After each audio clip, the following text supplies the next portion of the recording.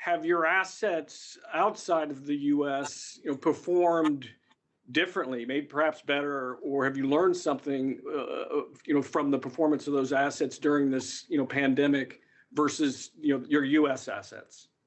Well, I would say generally, the sales that are being generated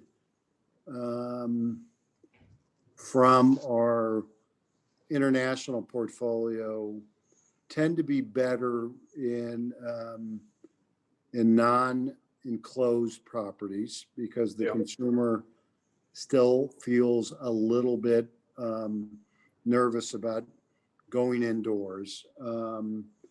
I still would say to you, if the property is tied to kind of is more of a tourist type center, we have those in Asia and Europe as well, that tends to be underperforming because there's no tourism anywhere other than domestic tourism. I mean, so the Chinese aren't going to Europe, and the Chinese aren't going to Korea, and so on and so forth.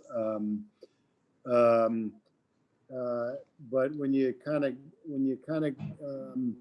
but the sales and traffic are not all that different, other than I'd say in the U.S. there's more turmoil on the retail front. So we've had a little more turmoil in bankruptcies and the like here, as opposed to say Europe and Asia.